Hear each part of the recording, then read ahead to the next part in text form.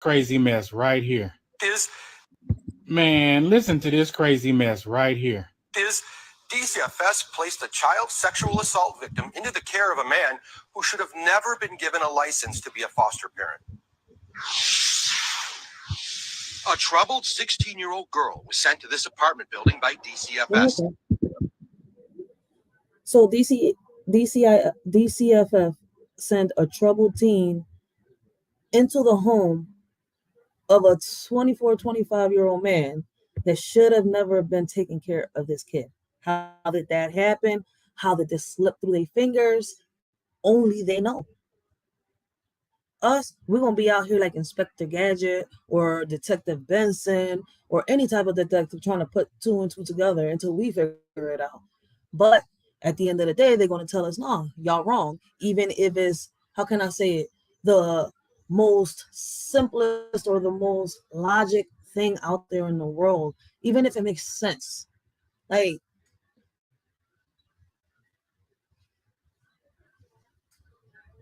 let me see what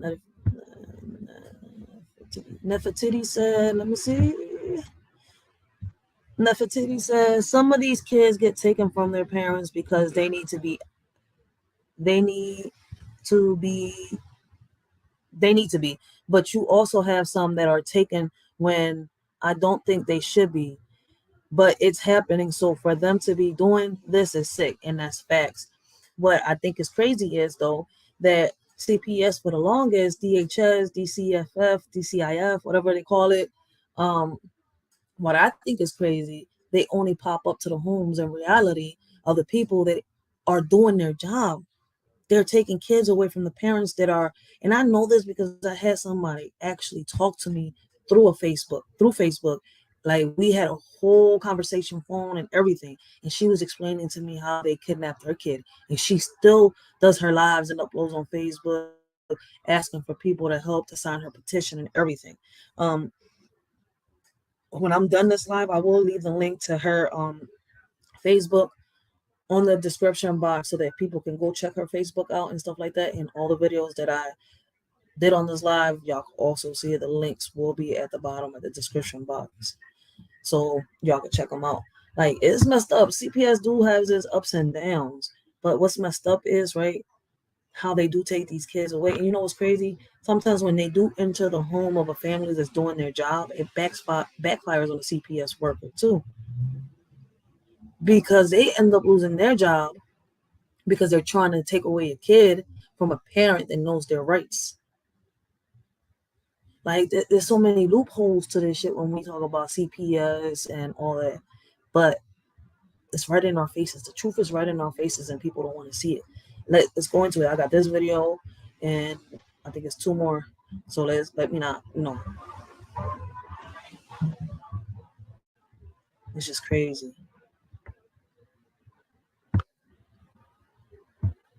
The state agency in charge of protecting her placed her in a foster parent's home here at the corner of 80th and Hermitage. But during our years-long investigation into DCFS, the CBS2 investigators made an astounding discovery.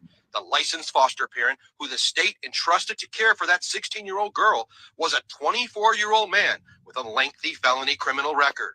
His name is Eric Johnson, and he's also an accused sex trafficker. They license him as a foster parent. They license this 24-year-old pimp as a foster parent for a 16-year-old girl who had a history of being they were paying tax money to him as a foster parent while he was trafficking a 16-year-old girl in DCFS care. For 3 years now, we've been investigating DCFS.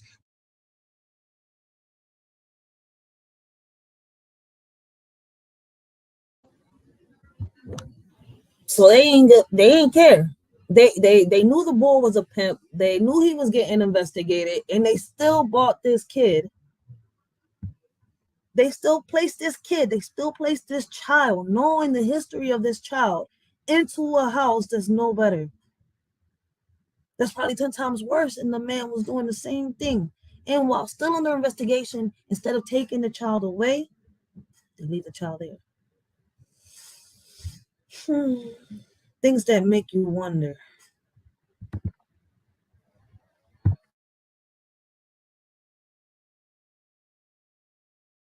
We we've uncovered a disturbing pattern by DCFS, bouncing children from home to home and not getting kids like this girl the proper specialized care. We discovered the teen's case this week when a judge heard evidence of how DCFS hired a psychologist nearly a year ago who told the Child Welfare Agency the girl needed to be in a secure residential treatment sex trafficking program. So you're saying, on top of everything else, she had a history of being trafficked. That's right.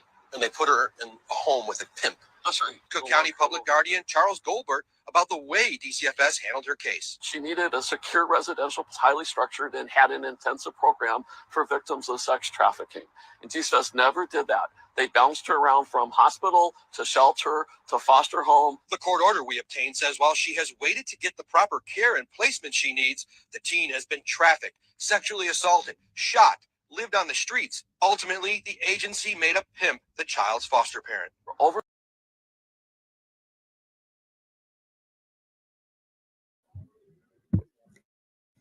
So basically, the child was being pimped not just by the pimps, but by CPS, by DHS.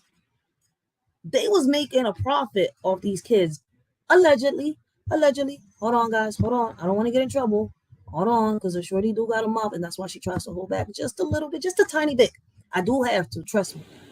Copyright disclaimer. Under Section 107 of the Copyright Act of 1976, allowance is made for fair use for the purposes such as criticism, comment, news reporting, teaching, scholarship, education, and research. Fair use is a use permitted by copyright statute that might otherwise be infringing. Fair use allows limited use of copyrighted material without permission from the copyright holder for purposes such as criticism, parody, news reporting, research, and scholarships and teaching. Disclaimer. The views and opinions expressed on this video or any video, including the Writers for Life Brings You to Let's Talk About It podcast, do not reflects on the opinions of y'all Shorty, Racheal, and the members of the Writer for Life podcast. Everything we talk about is allegedly and is our opinion. Our videos are not recommended for minors. Everything we talk about and do is meant for educational purposes and also entertainment. Please keep in mind that the majority of our videos are for educational purposes only. This world is crazy. I would say shady. Ironic, right? Nowadays, you can't trust no one.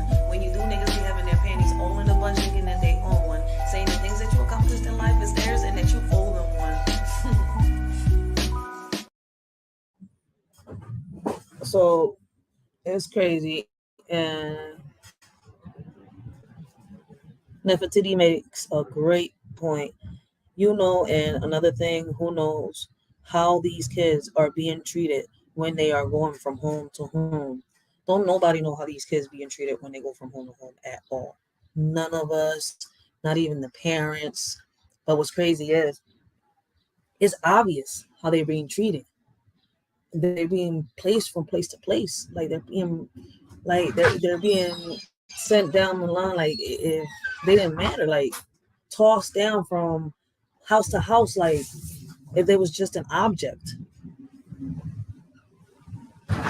Like it makes no sense.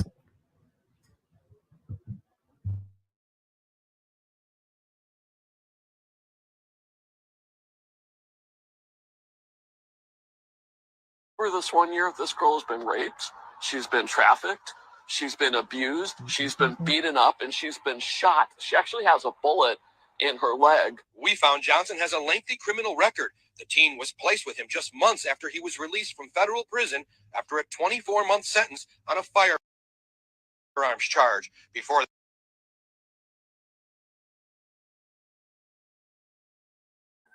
Yo, y'all just released a child to a man that just got released from prison with a firearms charges.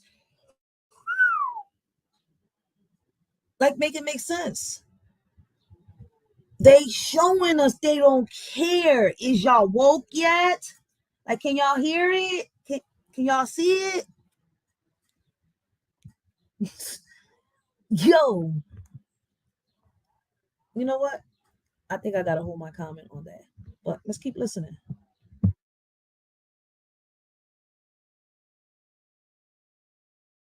For that, he spent 3 years in state prison for 2 robbery convictions. Despite all that, Johnson passed placement clearance and was approved by DCFS to become a foster parent. How does a guy like that get licensed? Yeah, it's impossible. It should be impossible. It shocks the conscience. It's of a level of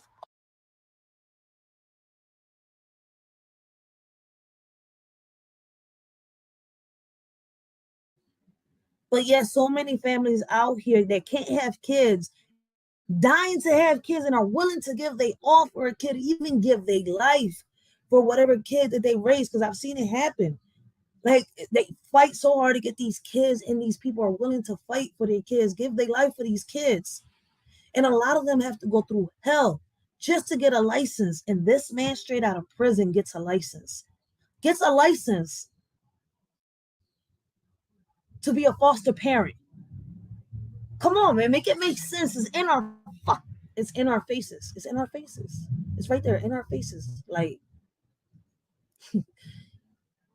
let's keep watching.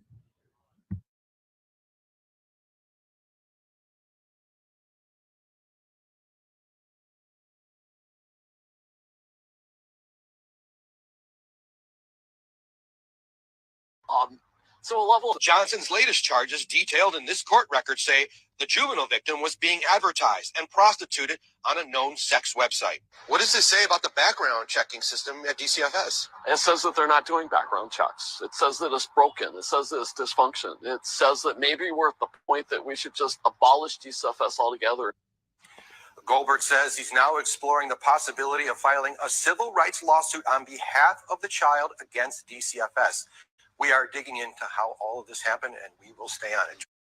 Man, listen to this crazy mess right here. Is DCFS placed a child sexual assault victim into the care of a man who should.